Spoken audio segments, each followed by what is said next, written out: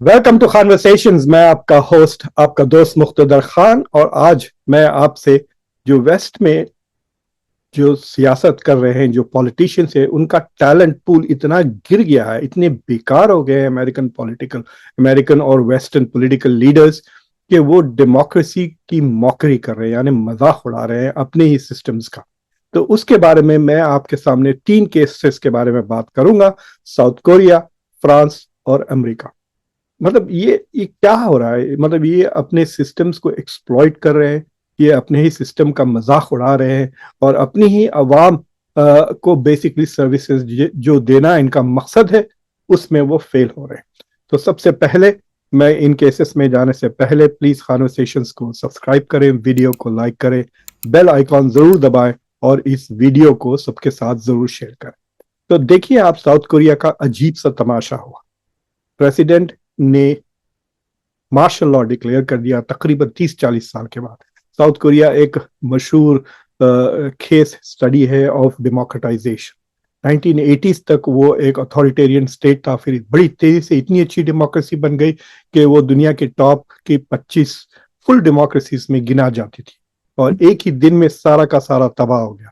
चंद घंटे के बाद पार्लियामेंट ने उसके खिलाफ वोट दिया, और they voted the martial law out, और फिर प्रेसिडेंट ने मार्शल लॉ वापस ले लिया। तो चंद घंटों के लिए मार्शल लॉ था, इसका मकसद क्या था? तो बेसिकली ये हुआ है कि साउथ कोरिया के जो करंट प्रेसिडेंट है, उन्होंने बहुत ही छोटी मार्जिन से इलेक्शन जीता, लेकिन उसके फौरी बाद उनकी जो ऑपोजिशन पार्टी है वो मेजोरिटी हासिल कर ली पार्लियामेंट में। तो डिवाइडेड गवर्नमेंट है, प्रेसिडेंट एक पार्टी से है, और मेजोरिटी कंट्रोल पार्लियामेंट का ऑपोजिशन पार्टी में है। और ऑपोजिशन पार्टी ने के पास इतनी मेजोरिटी है कि वो ना सिर्फ प्रेसिडेंट की पॉलिसीज को रद्द कर सकते हैं, बल्कि प्रेसिडेंट की जो कैबिनेट मिनिस्टर्स हैं वगैरह अपॉइंटीज है, उनको वो बेसिकली निकाल दे रहे हैं, वोट डालकर बेसिकली इम्पीच कर रहे हैं। और 18 ऐसे अफसर, मिनिस्टर्स वगैरह को उन्होंने ऑलरेडी इम्पीच कर दिए हैं। तो बेसिकली एक किस्म से डेडलॉक आ गया है, और गवर्नमेंट कुछ कर ही नहीं सक रही। तो प्रेसिडेंट बेजार होकर, फ्रस्ट्रेट होकर उन्होंने ये काम किया है। और अब डिमांड्स आ रहे हैं कि ही शुड रिजाइन। हो सकता है वो इस हफ्ते वो रिजाइन कर दे शायद, या उन्हीं को भी पार्लियामेंट इम्पीच कर देगा। तो ये एक तमाशा बन गया है। आपका काम है कि देखिए, इलेक्शन में लेट द पब्लिक डिसाइड कि वो किस किस्म की गवर्नमेंट चाहती है। पब्लिक ने डिवाइडेड गवर्नमेंट दिया, तो बेसिकली उन्होंने कहा कि हमको दोनों में से एक आइडियोलॉजी के लिए प्रेफरेंस नहीं है, दोनों पार्टीज आए और मिलकर सेवा करें। That is what you have to do. Election के दौरान आप जितना एक दूसरे से लड़ना है लड़ लें, जब इलेक्शन खत्म हो जाता है then you work with the government. आप ऑपोजिशन में भी है तो भी आप शुड वर्क। ये एक अजीब तमाशा हो गया है चंद डेकेड से। जो ऑपोजिशन पार्टी जिस दिन हारती है, उसके दूसरे दिन से वो पूरी कोशिश करती है कि गवर्नमेंट नाकाम हो जाए। इससे मुल्क का नुकसान होता है।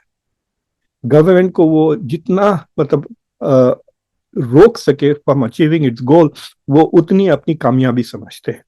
तो इन दैट सेंस ये एक डेमोक्रेटिक सिस्टम का ये एक बहुत बड़ा फेलियर है कि इलेक्शन के बाद भी जो पॉलिटिकल इख्तिलाफात है पॉलिटिकल पार्टीज के बीच में, वो नेशनल इंटरेस्ट को अंडरमाइन करते रहते हैं। Once the public has spoken, आप काम करें उनके साथ मिलकर, try to improve the policies, and then wait for the next election to decide.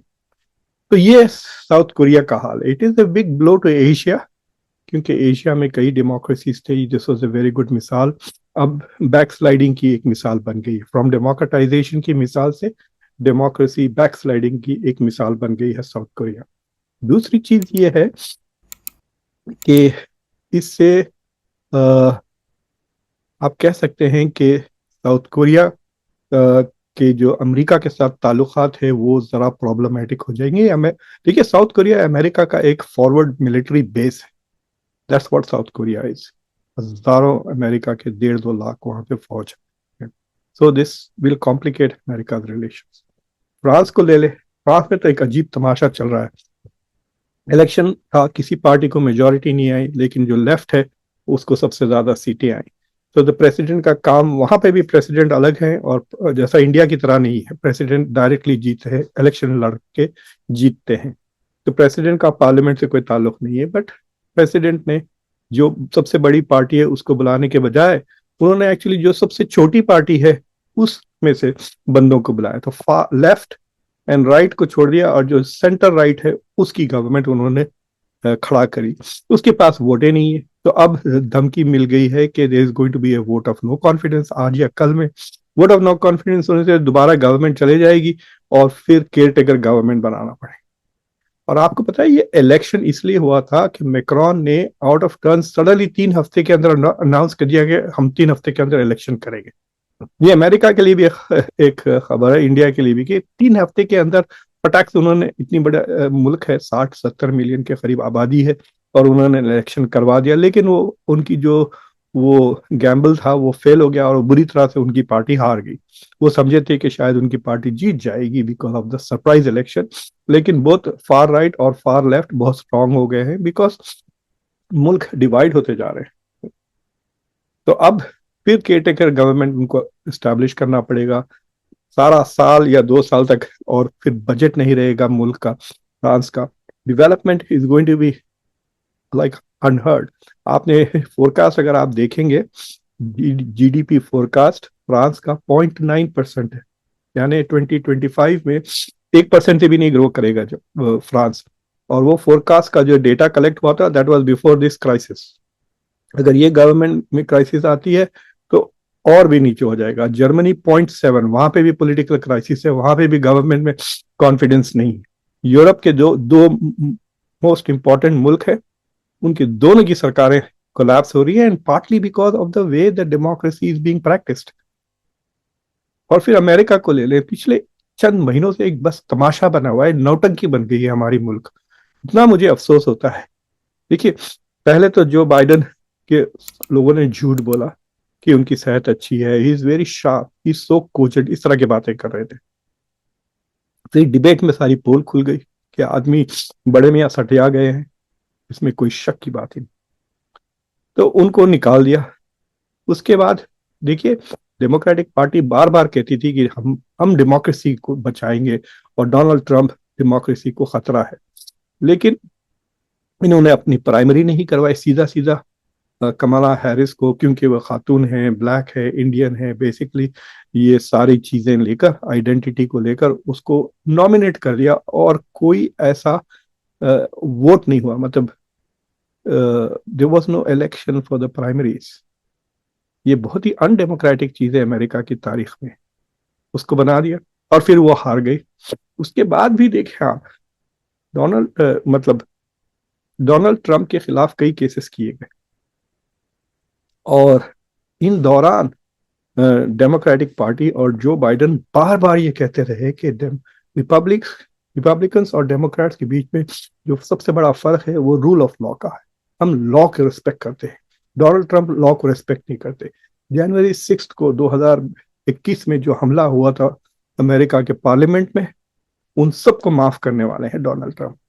और जब उनसे पूछा गया जो बाइडेन से कि क्या आप अपने बेटे को माफ कर देंगे, तो उन्होंने कहा मैं हरगिज नहीं करूंगा, मुझे यकीन है अमेरिकन पॉलिटिकल लीगल सिस्टम में, मुझे हमारी जस्टिस पे यकीन है, और मैं रूल ऑफ लॉ को रेस्पेक्ट करता हूं, मैं क्यों अपने बेटे को माफ कर दूं। और देखिए, 2 दिन पहले उन्होंने माफ कर दिया। तो एक किस्म से ये जो डेमोक्रेटिक पार्टीज है, डेमोक्रेटिक लीडरशिप है, जो डेमोक्रेटिक वैल्यूज है, उसका मजाक बना दिया खुद ही। अब इमेजिन करें, जब रशिया ने यूक्रेन पे हमला किया तो कहा कि भाई ये जेनोसाइड हो रहा है। पिछले 1 साल से गाजा में जेनोसाइड हो रहा है, उसे ब्लॉक किया हुआ है अमेरिका ने, हालांकि आईसीसी ने अरेस्ट ऑर्डर्स भी। तो इंटरनेशनल फ्रंट पे भी अंडर बाइडन अमेरिका ना इंटरनेशनल लॉ को रेस्पेक्ट कर रहा है, ना डोमेस्टिक फ्रंट पे इंटरनेशनल लॉ को रेस्पेक्ट कर रहा है, डोमेस्टिक लॉ को रेस्पेक्ट कर रहा है। तो ये जो कहना है कि हम रूल बेस्ड ऑर्डर को रेस्पेक्ट करते हैं, who is going to take that seriously? Who is going to take that seriously? Narendra Modi को चाहिए कि अदानी को माफ कर दे, वो भी पार्डन इशू कर दे कि अगर किया है, जो भी किया है, जिस तरह से जो बाइडेन ने माफ किया अपने बेटे को कि पिछले 11 साल में अगर कुछ भी उन्होंने किया है, सारे सारे के सारे गुनाह माफ। इस तरह इट्स जोक। जो गरीब लोग हैं, जब उनके ऊपर केसेस होते हैं, वो 10-10 20-20 साल के लिए इन्हीं क्राइम्स के लिए सजा काटते रहते हैं, और ये बंदा माफ कर दिया क्योंकि उनके बाप प्रेसिडेंट है। This is so undemocratic. ये तो बादशाही हो गई। इससे क्या हो रहा है कि दुनिया में डेमोक्रेसी कमजोर होती जा रही है हर जगह। This is what we call backsliding of democracy. और जो दूसरे मुल्क है वो देख रहे हैं कि डेमोक्रेसीज की ग्रोथ रेट्स, जर्मनी को देख लें, फ्रांस को देख लें, बर्तानिया को देख लें, जापान को देख लें, सारे के सारे 1% या नीचे हैं। फिर वो देखते हैं अथॉरिटेरियन स्टेट्स जैसा चाइना है 4.5%। सिर्फ इंडिया एक ऐसी डेमोक्रेसी है जो which is growing at 5.4% fastest growing economy.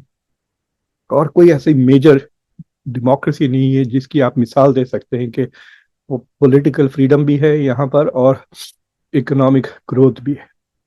तो जो दूसरे मुल्क हैं अफ्रीका वगैरह जो डेवलपमेंट की तलाश कर रहे हैं, उनके लिए it has become a big crisis कि क्या हम डेमोक्रेटिक सिस्टम को फॉलो करें या क्या हम रशिया, चाइना की तरह, ईरान की तरह एक अथॉरिटेरियन सिस्टम को अपना लें ताकि एटलीस्ट हम एक ट्रेड ऑफ करें, पॉलिटिकल फ्रीडम्स जाने दें लेकिन इकोनॉमिक ग्रोथ तो आ जाए। जैसे चाइना में पॉलिटिकल फ्रीडम्स नहीं है लेकिन इकोनॉमिक ग्रोथ तो है। पर कैपिटा जीडीपी 12,000 से ज्यादा हो गई। People are doing well. तो दैट इज ए चैलेंज। और सो इस तरह से अमेरिका, यूरोप की जो पॉलिटिकल लीडरशिप है वो इतनी निकम्मी, ना मतलब क्या बोलूं, नालायक हो गई है कि वो अच्छे खासे सिस्टम्स को तबाह कर दे रहे हैं और एक गलत मिसाल पेश कर रहे हैं डेवलपिंग नेशंस के लिए। तो आई होप कि आपको ये कॉन्वर्सेशन पसंद आया। प्लीज़ कॉन्वर्सेशंस को सब्सक्राइब करें, इस वीडियो को शेयर करें, वीडियो को लाइक भी करें और अगर हो सके तो कॉन्वर्सेशंस का मेंबर बने इसे ज्वाइन करके। Thank you very much for watching. मैं आपका होस्ट, आपका दोस्त मुख्तदर खान। Take care.